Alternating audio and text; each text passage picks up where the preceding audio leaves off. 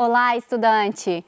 Continuando a semana de acolhimento do ciclo 4, quero lembrar que o PET 4 está disponível para download no site estudeemcasa.educação.mg.gov.br. Quem está conosco é o professor Wendermi Botelho. E nessa aula nós vamos falar sobre o tema Questões de Kant para o Enem. Não é isso, professor? Exatamente, Bruna. E refletindo um pouquinho, alunos, sobre as questões de Kant para o Enem, vamos aprofundar sobre as questões da ética e como essa ética pode ser aplicada, pode não só, deve ser aplicada, tanto na vida quanto na sociedade. Então vamos lembrar um pouquinho quem é Kant.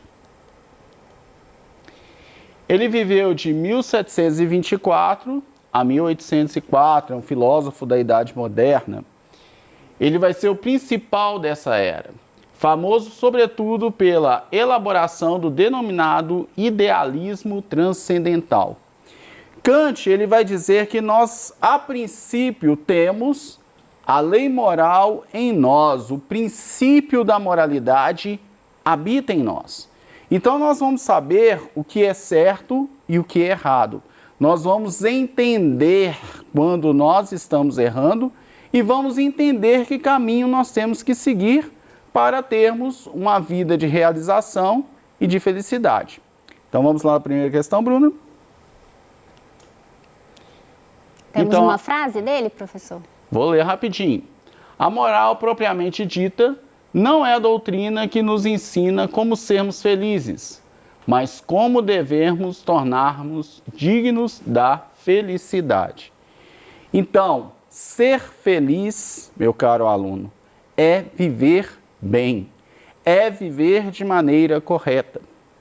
Aristóteles vai apontar a questão dos vícios, como eles são e quando são também um problema para a nossa felicidade. Então Kant vai dizer, olha, nós temos que investir na moral, no jeito correto e justo de ser, respeitando a nós mesmos e respeitando aos outros. Só assim nós vamos encontrar a felicidade. Vamos lá? Então agora a questão propriamente dita. Vamos lá na tela. Esclarecimento é a saída do homem de sua menoridade, da qual ele próprio é culpado. A menoridade é a incapacidade de fazer uso de seu entendimento sem a direção de outro indivíduo.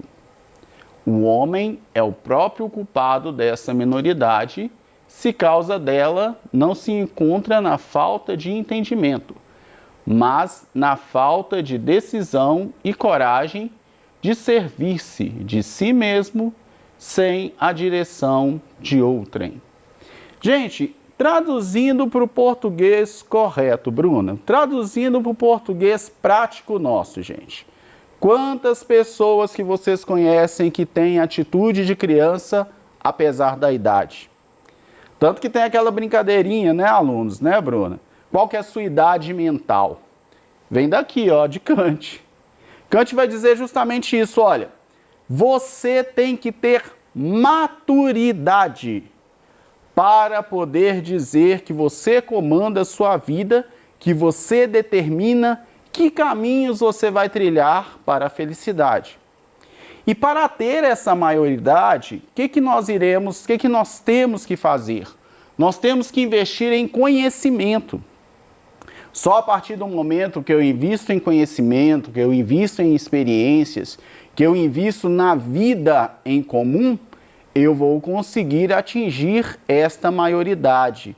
Eu vou conseguir entender o que é o mundo, o que é a vida. Quando Kant aponta a questão da menoridade, ele vai falar justamente isso, daquelas pessoas que vivem em função apenas de si mesmas, traduzindo para o popular, aquelas pessoas que só olham para o próprio umbigo.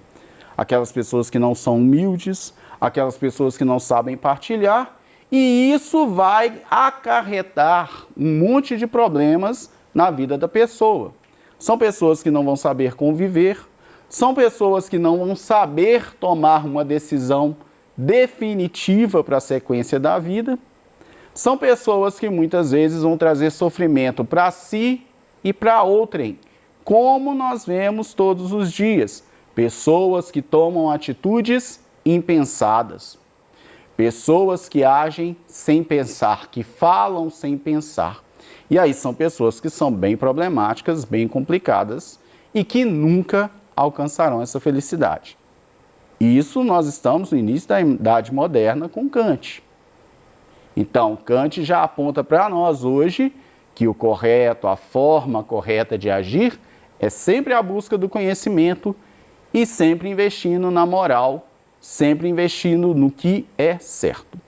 Vamos lá então, meus caros alunos, vamos lá então, Bruna, ver o que ele propõe na questão para a gente. Vamos lá? Então, tem coragem de fazer o uso do seu próprio entendimento? Tal é o lema de esclarecimento. A preguiça e a covardia são causas pelas quais uma tão grande parte dos homens, depois que a natureza de há muito os libertou de uma condição estranha, continuem, no entanto, de bom grado, menores durante toda a vida. Kant destaca no texto o conceito de esclarecimento fundamental para a compreensão do contexto filosófico da modernidade. Esclarecimento, no sentido empregado por Kant, representa. Então, nós vamos entender o que é este esclarecimento, como que o homem vai desenvolver de corpo e de mente. Vamos lá? A reivindicação de autonomia da capacidade racional como expressão da maioridade. O exercício da racionalidade como pressuposto menor diante das verdades eternas. A imposição de verdades matemáticas com caráter objetivo de forma heterônoma.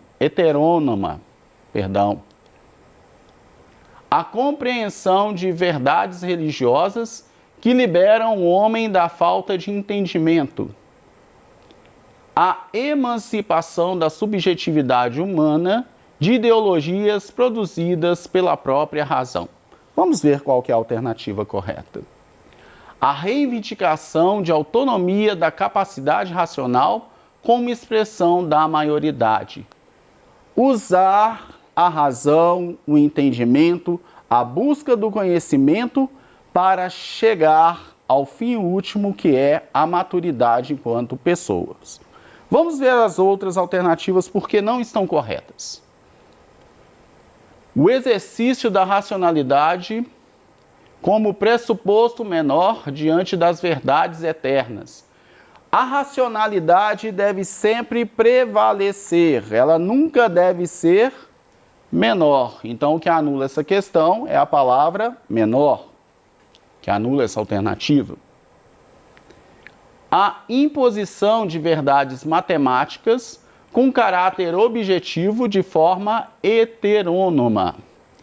A imposição de verdades matemáticas com caráter objetivo. Sim, nós vamos utilizar da lógica e da razão para entender a realidade, mas de forma homogênea, não heterônoma.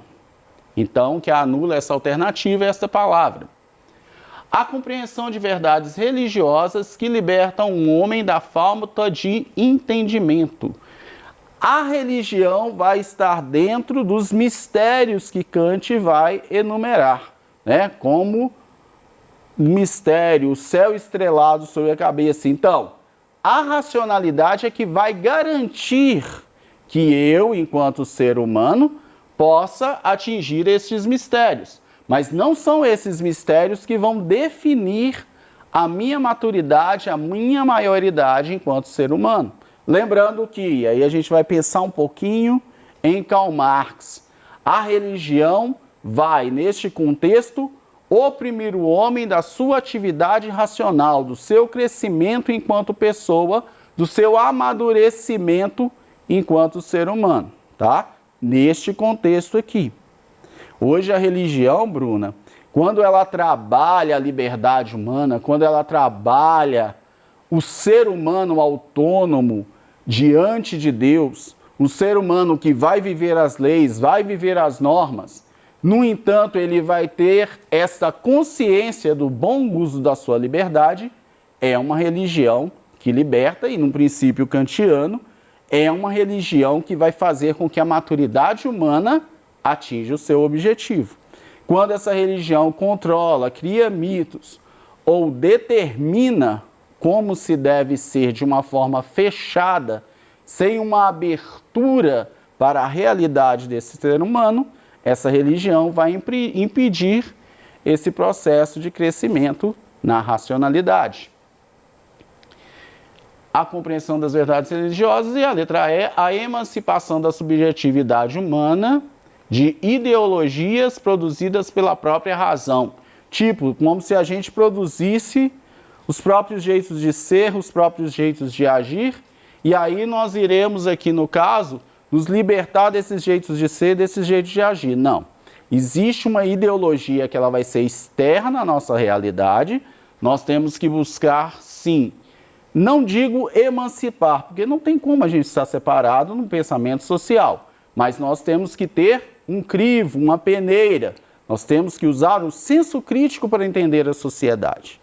Então, o que vai acontecer aqui? Eu vou usar dessa maturidade para entender e determinar o meu convívio social, só que eu não posso excluir, eu não posso emancipar, eu não posso dizer, olha, eu vou sair dessa sociedade. Eu estou e convivo em sociedade. E aí entra a ética, aí entra a moral. Eu vou viver de tal forma que cresço, crio minhas ideias, uso meu senso crítico, amadureço enquanto pessoa, sem prejudicar o outro, sem interferir no direito do outro.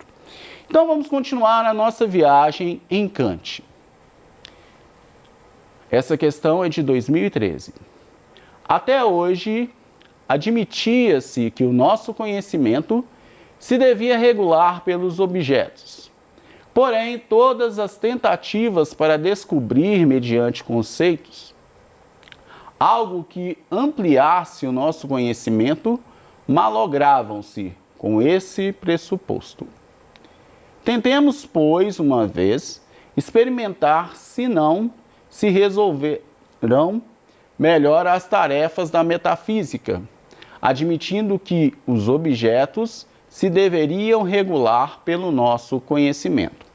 Uma das coisas, alunos, uma das coisas, Bruna, que nós abordamos em Kant, principalmente em Kant e o juízo de gosto, é que o objeto ele não vai trazer em si toda a significação, toda a beleza, né, que é proposta. Essa beleza aí nós vamos lembrar um pouquinho da aula sobre estética, que nós vamos falar um pouquinho sobre essa beleza, e sobre como essa estética, essa percepção que nós temos da realidade das coisas, vai definir, vai dar essa cor, essa apatia, esse sabor para nossas vidas. Então aqui nós vamos refletir como que as coisas chegam em nós, como que nós entendemos a realidade, como que nós entendemos o mundo. Vamos lá? O trecho em questão é uma referência ao que ficou conhecido como Revolução Copernicana da Filosofia. Nele, confrontam-se duas posições filosóficas que... Então, nós vamos ter a observação, nós vamos ter as ideias, a razão e vamos ter a experiência. Vamos ver o que nós temos de proposta para alternativas. Assumem pontos de vista opostos acerca da natureza do conhecimento, defendem que o conhecimento é impossível, restando-nos somente o ceticismo, revelam a relação de interdependência entre os dados da experiência e da reflexão filosófica, apostam no que diz respeito às tarefas da filosofia, na primazia das ideias em relação aos objetos, refutam-se mutuamente quanto à natureza do nosso conhecimento e são ambas recusadas por Kant. A resposta é: assumem pontos de vista opostos acerca da natureza do conhecimento. Então, meus caros, vamos refletir as demais. O conhecimento ele vai ser construído pela atividade da razão, claro, e pelas experiências. Kant vai dizer que tem essa lei moral que vai existir em nós esse princípio do certo e do errado, mas através da experiência que nós vamos tendo a prática do que é certo, do que é verdadeiro.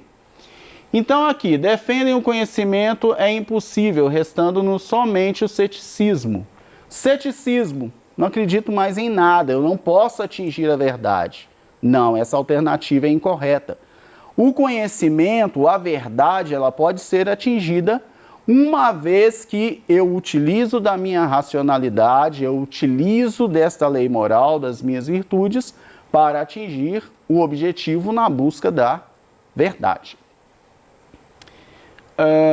Revelam a relação de interdependência entre os dados da experiência e da reflexão filosófica, ou seja, cada um é independente, cada um no seu canto. Não, os dois vão fazer a construção do conhecimento e darão pistas dessa verdade que eu pretendo atingir. Apostam no que diz respeito às tarefas da filosofia, na primazia das ideias em relação aos objetos. O conhecimento não é uma aposta, é uma busca. E nesta busca eu vou concluir o que é verdadeiro. Então a tarefa da filosofia é encontrar a verdade. E aí eu vou investir toda a minha experiência e razão na busca dessa verdade. Refutam-se mutuamente quanto à natureza do nosso conhecimento e são ambas recusadas por Kant. Então não há uma refutação aqui. Ambas são necessárias para a construção do conhecimento e Kant admite isso. Só que eu tenho que saber utilizar o método para poder atingir este fim último, este objetivo. Então vamos à nossa questão 3 de 2016. Os ricos adquiriram uma obrigação relativamente à coisa pública, uma vez que devem sua existência ao ato de submissão, à sua proteção e zelo, o que necessitam para viver. O Estado, então, fundamenta o seu direito de contribuir do que eles, nesta obrigação, visando a manutenção de seus cidadãos. Isso pode ser realizado pela imposição de um imposto sobre a propriedade ou a atividade comercial dos cidadãos, ou pelo estabelecimento de fundos de uso dos juros obtidos a partir deles, não para suprir as necessidades do Estado, uma vez que este já é rico, mas para suprir as necessidades do povo. Então aqui nós já temos um princípio de Kant voltado à aplicação social e aos ganhos e aos custos. E aí as obrigações que nós temos até hoje. Então quando a gente pensa, Bruna, em declaração de imposto de renda, onde alguns pagam e alguns são isentos, nós lembramos aqui dessa ideia de Kant, que ele já vai dizer isso. E esse dinheiro tem que ser investido, o dinheiro desses impostos tem que ser investido principalmente para aqueles que menos têm, em benefício do crescimento da felicidade de todos. Vamos ver as alternativas. Segundo este texto, o Estado deve sustentar todas as pessoas que vivem sob o seu poder, a fim de que a distribuição seja paritária. Está autorizado a cobrar impostos dos cidadãos ricos para suprir a necessidade dos cidadãos pobres. Dispõe de poucos recursos e, por esse motivo, é obrigado a cobrar os impostos idênticos dos seus membros. Delega aos cidadãos o dever de suprir as necessidades do Estado por causa do seu elevado custo de manutenção. Tem a incumbência de proteger os ricos das imposições pecuniárias dos pobres, pois os ricos pagam mais tributos. Alternativa correta. Está autorizado a cobrar impostos dos cidadãos ricos para suprir as necessidades dos cidadãos pobres. É a aplicação correta dos impostos que é frisada aqui nesta questão. Então, aqueles que ganham mais devem pagar mais. E aqueles que pouco ganham devem ter suas necessidades, devem ter, como eu posso dizer, devem ser amparados em suas necessidades pelo Estado para o seu crescimento, isso segundo Kant. E aí, Bruna, essa é a nossa reflexão do dia para o Enem. Até a próxima aula, né, pessoal?